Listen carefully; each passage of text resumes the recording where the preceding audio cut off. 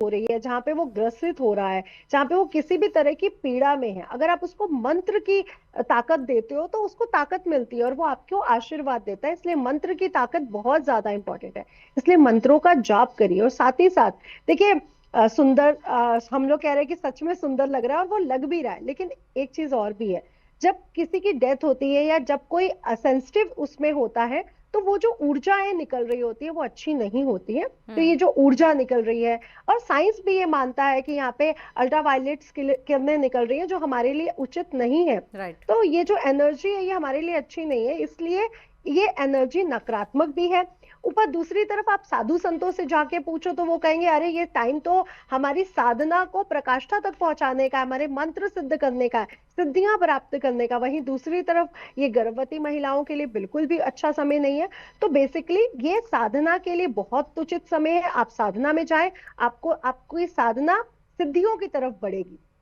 लेकिन इन साधनाओं का गलत प्रयोग ना करें। सोशल मीडिया के जरिए हम लोग देख के जो गलत साधनाएं कर लेते हैं उसका साइड इफेक्ट भी हमें देखने को मिलता है, इसलिए वो ना करें। और जो लोग सच में मंत्र दीक्षा ले चुके हैं वो अपने मंत्रों के साथ आगे बढ़े। इसका बहुत अच्छा आशीर्वाद और बहुत अच्छी ब्लेसिंग के साथ जुड़ता है, और इसका अंतर आप देख पाते हैं जब आप एक मंत्र साधना में जाते हैं। वहीं दूसरी तरफ कि ये समय अच्छा नहीं है, कोई भी ऐसी घटना है जो आकाश मंडल में अच्छी नहीं हो रही, जो सुनने में ही लग रहा है कि चंद्र को ग्रहण लग रहा है, तो उसकी एनर्जी भी अच्छी नहीं है। इसलिए मंत्रों का जाप करें, मेडिटेशन करें।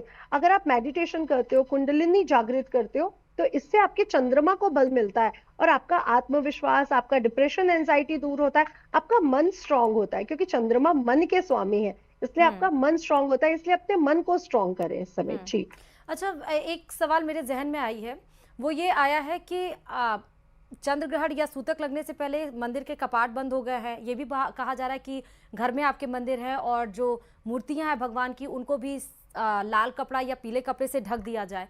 तो इस बीच में जी। जो मंत्र का जाप करें, तो क्या हम कैसे, हम अंतर्मन में ही वो जाप करें, या हम माला जी। को पकड़ के उसकी काउंटिंग कर सकते हैं, जप कर सकते हैं, माला पकड़ जी। सकते हैं क्या हम इस बीच? जी। जी श्रुति जी, बहुत अच्छा क्वेश्चन है, और क्वेश्चन भी अच्छा है और आप जवाब भी दे रही हैं कि क्या मूर्तियों को, देखिए हमारे शास्त्रों में लिखा है कि मूर्ति में वो देवता का वास होता है। जी। और कोई भी जब घटना घटित हो रही है जो नकारात्मक है और सिद्धियां प्राप्ति का भी समय है, तो वो अपनी सिद्धियों को भी बढ़ा रहे होते हैं। देखिए हर देवता, हर मनुष्य जो भी सिद्धियों के बारे में जानता है वो उस समय अपनी सिद्धियों को बढ़ाएगा। तो देवता भी अपनी पूजा में, अपनी सिद्धियों में चले जाते हैं, इसलिए मूर्तियों को ढक दिया जाता है, क्योंकि वो वैसे ही बहुत सकारात्मक मूर्तियां हैं। और नकारात्मक समय में अगर हम उन्हें उन्हें छुएंगे तो वो भी नकारात्मक हो जाएंगी, इसलिए ढक दिया जाता है, पर्दे दरवाजे बंद कर दिए जाते हैं। अब रही हमारी बात कि हम कैसे सिद्धि प्राप्त करें, तो हमारे पास अगर हमें गुरु मंत्र मिला है या हम कोई सिद्धि प्राप्त कर रहे हैं तो हमारे पास मालाएं होती हैं। अदरवाइज आपके पास कोई माला नहीं होती है, क्योंकि जो लोग राम राम कर रहे हैं, राधे राधे कर रहे हैं, या कोई मंत्र ऐसे ही पढ़ रहे हैं, उनके पास कोई बेसिकली माला नहीं होती है। रुद्राक्ष की माला कई बार लोगों के पास होती है। जो भी माला आपके पास है उससे आप मंत्र जाप कर सकते हैं। वैसे ये पूरा समय कोई काउंटिंग का नहीं रह गया कि आप माला को गिने, आप जितना कर सकते हैं उतना अच्छा है। जी। ये 3.5 घंटा, तो आप इस समय पूरे समय अगर मंत्र जाप करते रहे, हवन करें, तो वैसे ही बहुत अच्छा है। इसलिए आप पूरा टाइम करें, माला है तो अच्छी बात है। और कहीं पे आसन बिछा ले, फर्श पे, सोफे पर। जो बुजुर्ग लोग हैं वो कुर्सी पर बैठ जाएं, जो बच्चे हैं वो लोग राम राम कर सकते हैं। तो जो भी मंत्र आप पढ़ोगे, इसका सच में आप 6 मंथ में इसका अंतर देखोगे कि मैंने चंद्र ग्रहण के समय कोई भी मंत्र का जाप किया, मेरी लाइफ में चेंजेस दिख रहे हैं मुझे। तो वो चेंजेस हमें देखने को मिलते हैं, क्योंकि जो चंद्र ग्रहण का साइड इफेक्ट है वो भी लोगों पर 3 महीने देखने को मिलेगा। तो मंत्रों का जाप का भी इम्पैक्ट हमें देखने को मिलेगा। जी अच्छा, श्रुति जी। मंत्रों की जाप हो रही है तो एक सवाल और इससे रिलेटेड है मेरा जो आचार्य जी, वो ये कि मंत्रों का जाप बहुत बार हमने देखा है कि बोल के किया जाता है, आपके मुंह से आवाज आती है, आप जो भी मंत्र जाप करते हैं, काउंटिंग चैंटिंग करते हैं, तो क्या जी। इस समय चंद्र ग्रहण में भी हमें वैसे बोल के ही करना है, या अंतर्मना में ही ये मंत्र का जाप करना है, आवाज मुंह से नहीं निकालनी है? देखिए मंत्र को 3 तरह से जी। जपा जाता है, और जी। कुछ मंत्रों के लिए विशेष कहा जाता है, जिससे गायत्री मंत्र है कि सुबह के समय तो आप बोल सकते हैं, शाम के समय सूर्यास्त के बाद आप उसका उच्चारण नहीं कर सकते, जी। मन में कर सकते हैं। जी। तो हर मंत्र की एक अपनी विधि और अपनी एक उसकी वो है। तो आप क्योंकि ये मन को, हमारे मन को वो लग रहा है। तो मन में अगर हम किसी भी मंत्र का जाप करते हैं तो यहाँ पर मन से किया गया जाप, जो मानसिक पूजा है उसका प्राविधान है।